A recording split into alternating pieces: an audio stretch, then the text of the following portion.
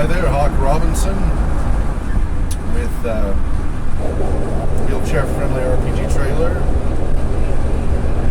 So that'll be explained. Hi there, Hawk Robinson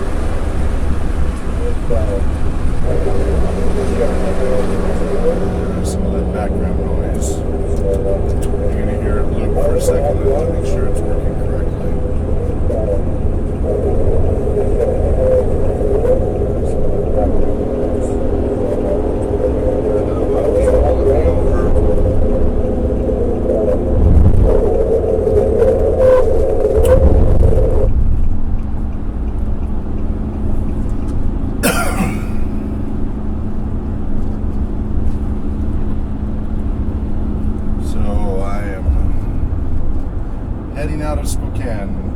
Out of Seattle now, en route back to Spokane after a wonderful tour here on the middle west side of the state. So we're having some buffer issues.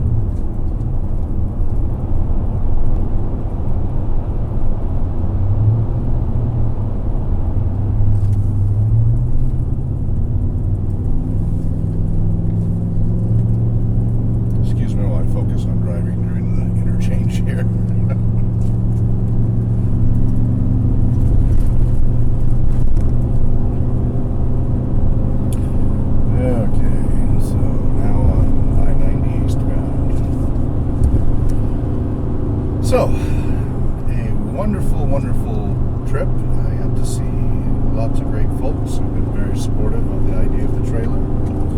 And some of that was broadcast live. You saw the other night where Adam Johns, Adam Davis, and Andy Dobrowski were able to all join and 2.5 hours of live streaming. It was a bit podcast-like. We kind of kept going off on tangents, and so the wheelchair-friendly RPG trailer, and then another tangent, and so the RPG trailer back. But we had a good time, and I hope some of you enjoyed that. And yesterday I met with Raphael, Dr. B, and learned more about his programs and where he's coming from and his different efforts. Really enjoyed that conversation. Really enjoyed getting to meet him in person and have some time to chat. While we were chatting, a lady came up wondering if we were selling RV trailers or something. It was very interesting, but it was nice to have someone just come up. Once I get the stickers and signs and everything on here, because right now it still has the Vengeance stickers that it came with on the sides and front. I peeled them off the back, and for now I just have with electrical tape the wheelchair friendly and then reflective stickers that say www.rpgtrailer.com. In between it will eventually say RPG trailer with some red electrical tape. Making do with what I have right now, trying to keep the costs low, as you know, and hopefully some point down the road I'll find someone I can afford to do some real artwork and get some wraps done to put on. It'll be a lot nicer than just electrical tape, but at least it'll get some of the message out for a while. So I only have that on the back so far, but I will be, after I recover from this trip later this week, I'll be peeling off the Vengeance stickers on the side and front and putting up more of the RPG trailer text to get people to ask questions and advocacy and just some, visibility. Then later that afternoon, met with a number of families with autism spectrum. They're parents and guardians of people with autism spectrum diagnoses, ranging in ages from teenagers to early 30s. They're mostly higher functioning, but definitely a range, a whole spectrum there.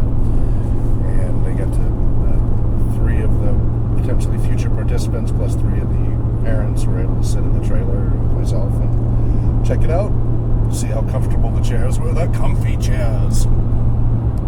I didn't have to get out the fluffy pillows, though. That wasn't necessary. I wasn't trying to make them confess. And two of them seem excited. One's kind of non-committal, but is willing to give it a shot. And we're planning sometime May, June, July. I'll start coming out on an every other week circuit out to this side of the state and see about doing 2, 3, 4, 5, 6 groups on a weekend. For that population, I'll keep it to about 4 players per session, so that they can get the one-on-one and the attention necessary for that population.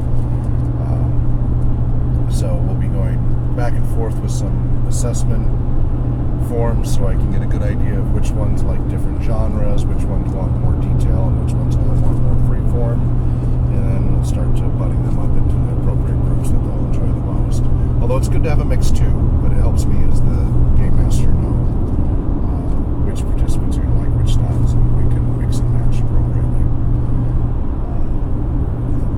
This little mini tour I wanted to hurry and squeeze in. I wasn't originally planning on it. I just bought the trailer 2 weeks ago. It's still, I'm still prepping. I have a lot of prep work to do I guess I'll leave that open, to really have this fully ready. I mean, it's usable for gaming already, but to have it fully wheelchair friendly, I still need to build the ceiling mounted tables and get some flaps for the transition on the ramp and get the extended ramp for the electric wheelchairs and scooters. But when the folks at Dead Gentleman and Zombie Orpheus doing the Gamers the Series asked for people bringing props, I offered my big GM throne, and they liked it very much and would like it to be in one of the upcoming scenes. So I didn't want to ship my big, huge, heavy throne and lion head armrests and everything. So I was going to drive it over, and that'd be a chance to say hi to folks. But I figured, well, I might as well take the trailer out on a maiden voyage to try it out, get used to what obstacles I have to deal with. It's a 25-foot trailer, and the challenges therein, and trying to find parking, etc., trying to squeeze into Seattle's narrow streets. I had one scary moment last night before, coming back from, I think it was last night. I'm tired. It's been a long road.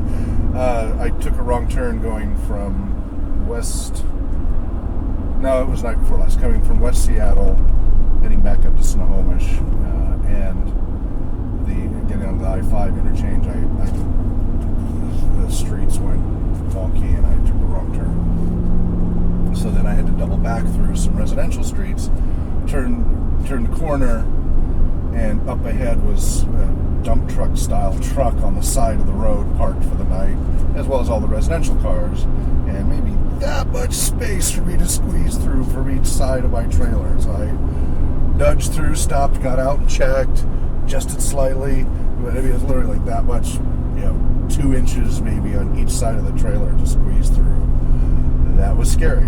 Backing up was problematic because the way the street was shaped. It had a roundabout there, so trying to back up around the roundabout was yikes. I'll try to get good enough with this trailer so I can go wherever, but that was a Malox moment. Maybe he remembers those old commercials. But made it through, and then yesterday evening, my girlfriend and I went up to AFK Tavern, and I've been there a number of times. I've had brochures there. I picked up the brochures because it looks like it's reached a little bit of a point of saturation. They're not disappearing as fast as they used to, and I've got other locations that haven't reached saturation. And they cost about $1 a brochure. So since I'm doing all this for free, these things add up. And excuse me. Got to meet with the owner there and had a great, lengthy conversation with her, and that was wonderful. Unfortunately, it was raining really heavy, just constantly and heavily. So only a few people came up and inquired about the trailer. We were parked right there on the street by the deck to the bar to AFK Tavern. This is up in Everett.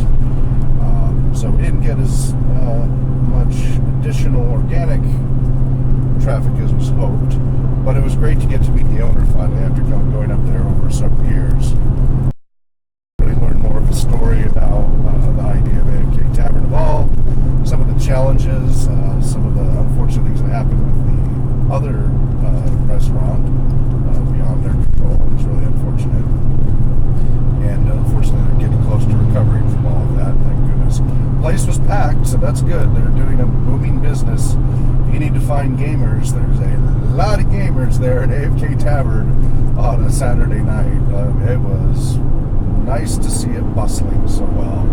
Often I've been up there in the early afternoon before heading back to camp to update the brochures, and it's pretty dead around that time of day. So it was nice to see. So they're open 3 p.m. to 3 a.m. Just FYI, that's afktavern.com.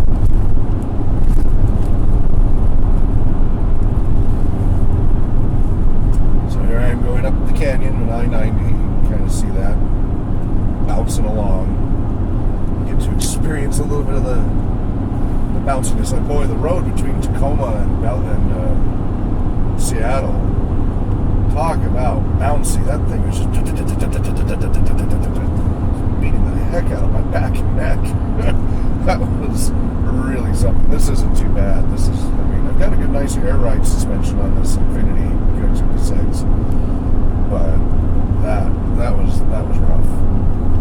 I got caught in traffic a few times, and although other times I was going the opposite way. And so when I plan out these loops for providing the services to different locations, role-playing gaming and such, and the music and drumming and such, and reverse therapy, I'll try to see if people can work with me on the locations being the opposite direction of rush hour, because it was the difference between a 25-minute drive and a 2-hour drive for the same locations. Experience. It reminds me very much when I lived in the Bay Area and did the SiliconValley.com thing, and I was living over in a nice part of Fremont and working in Santa Clara, and there was the Santa Clara Bridge where you go down through Milpitas. Either way, it was a minimum of an hour and a half commute. It was less than 20 miles, but the traffic was just so bad from about 5:30 a.m. till 10 a.m. 10:30 a.m. Then you have a brief window between 10:30 and 11 where it slowed down, and then you start the lunch rush from about 11 to 2. You break from about 2 to 3, and then have the school rush from about 3 to 5, and then regular full-blown rush hour from 5 to about 7 or 8. So it's just a zoo, unless you wanted to get there at 5 in the morning and stay there till 10 at night, which I did do sometimes. It was an hour and a half each way, so 3 hours in traffic every day. Until, something California has, nobody else has, they allow motorcycles, as a lot of places allow, motorcycles can use the high occupancy vehicle lane, the commuter lane, carpool lane. But California also allows motorcycles to lane split. That means you get to go between the cars, like down the dotted line and such, if you're on a motorcycle, which is nerve-wracking for everyone concerned, but really makes a difference. So my commute went from an hour and a half each way to 35 to 45 minutes each way. If there was an accident, the commute would turn into 2 hours each way that there's an accident. But on a motorcycle, you can keep going. Unless they completely cordon it off. Usually it just gets down to one lane.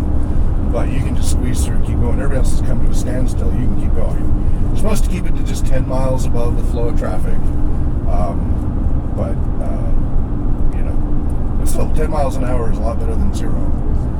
And so the commute became 35 to 45 minutes. It was a big improvement. Often had to take a shower after I got to work, though, because it was just so nerve-wracking. I do miss being able to lane split. They don't allow that here in Washington State. I mean, we can do it, but it's not legal.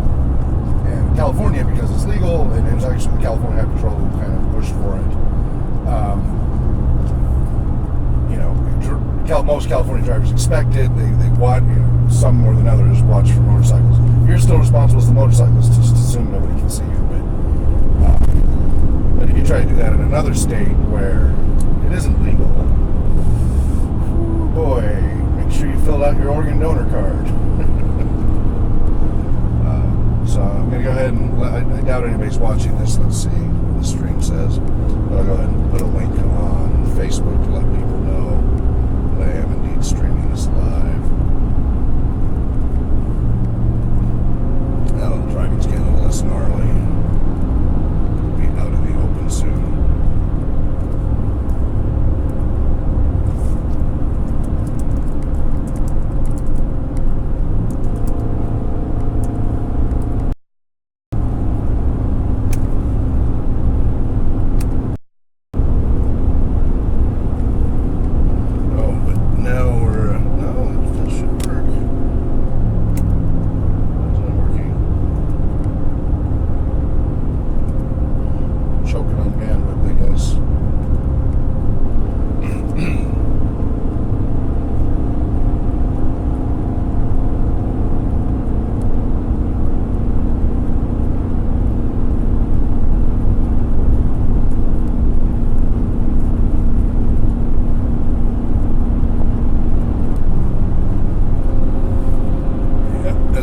Canyon here, the signal's probably going to come and go quite a bit, so just keep checking back every now and then. I'm not doing a local recording on this just because it takes up so much hard drive space, so I mean, this isn't a critical broadcast. I just thought people might, they're bored, want to see the countryside and traveling through, what have you. We have working audio? Okay, good. It's not a very good stream, I know, but joys of being.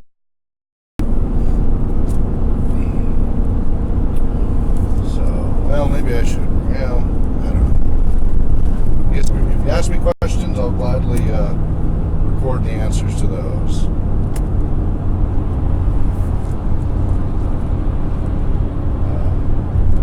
So I am 260 miles from Spokane with Seattle in my rearview mirror. Maybe this is an easier, safer way to give you updates than trying to type while driving. Not that I've ever done that.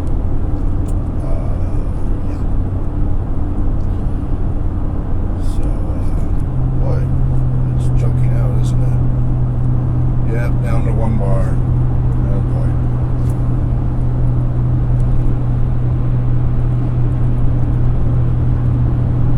So since the streaming is choking out so much, I've just now enabled, I didn't for the first part, enable local recording. And I've got limited hard drive space right now because I've got a lot of video I need to archive off to my external drives, which I'm not going to try to do while I'm driving. So I'm about 259 miles from Spokane, heading back east on I-90.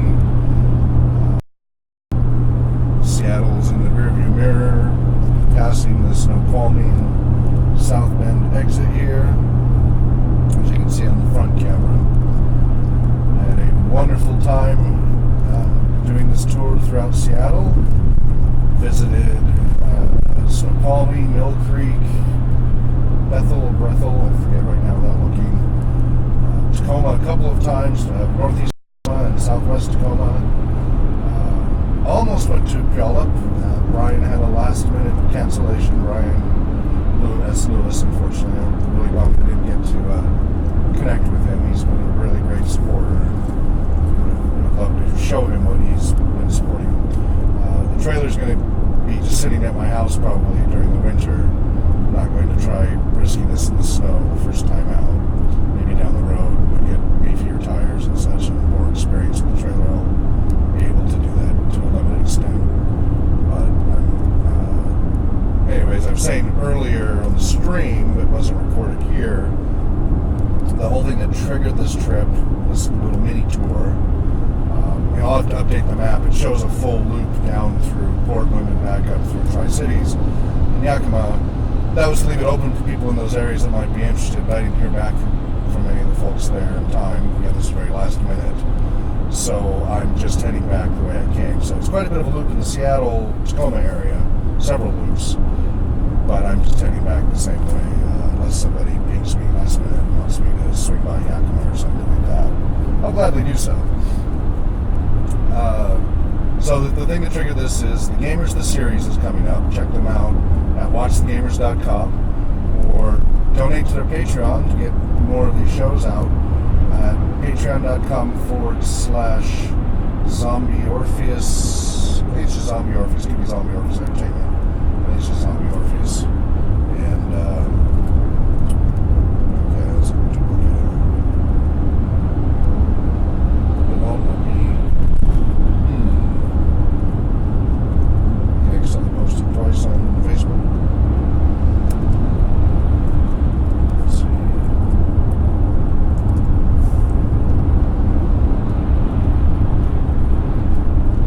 Okay, it's patreon.com/Zombie Orpheus. So definitely check that out. Give them your support. By supporting them, you support all of these wonderful gamer quest, improv, all kinds of things. They really have it down to they have their art down to a science as far as knowing exactly what things are going to cost and really being responsible and on top of it. All right, it says the traffic info lights are flashing, so I'm going to switch to the radio for a minute and hear what they have to say. On Sunday, you'll see miles away through this area, but only in the westbound direction. The Vantage Bridge is still down to a single lane eastbound, which may cause you some minor delays if you're headed east. That's your traffic update. I'm Megan with the DOT, and thank you for listening to the Highway Advisory Radio. Please have a safe trip. This message is provided by the Washington State Department of Transportation. Please drive safely. WPWZ 971. Welcome to the weekend. Here's what you can expect on your trip across I-90. You will see minor delays near Cleveland due to increased traffic volumes in both directions. On Sunday, you'll see minor delays through this area, but only in the westbound direction. The Vantage Bridge is still down to a single lane eastbound, which may cause you some minor delays if you're headed east. That's your traffic update. I'm Megan with the DOT, and thank you for listening. Okay, well that was basic, nothing too serious there, so that's good. Okay, looks like it did post the stream. Okay, good. So, you can provide feedback on the YouTube part or straight through Facebook. I'm under Luo Daying, which is my Mandarin name for Hawk Robinson. It means big hawk. I didn't come up with it. My Mandarin instructor gave me the name. And just like in ASL, it was the deaf community who gave me my name. You probably can't see it. I'll do a little sign. 2 H's. Like this, except arms fully extended because it's a big hawk. Anyway, so deaf community gives you your name sign. And I was given my Mandarin name by my Mandarin instructor. So, met with Andy Doborowski of the Gamers, Zombie Orpheus, Dead Gentleman, many other projects. Met with Adam Davis and Adam Johns of the Wheelhouse Workshop at wheelhouseworkshop.com. They're using role-playing games to help teenagers with social skills development and therapeutic goals. Met Raphael, aka Dr. B, with a number of projects. Take This and a number of youth programs, and have a great conversation with him. And he has been using role-playing games for social skills development. Focus on the full therapy than the Adams, but similar population. Met with the owner of AFK Tavern, had a wonderful conversation. That was last night. Got there for a few hours. Excuse me. Met with the parents and guardians of a number of autism spectrum young adults over down in southwest Tacoma. Met with Matt Vansel, the writer of The Gamers, Zombie Orpheus, Dead Gentleman, and many other works, independent books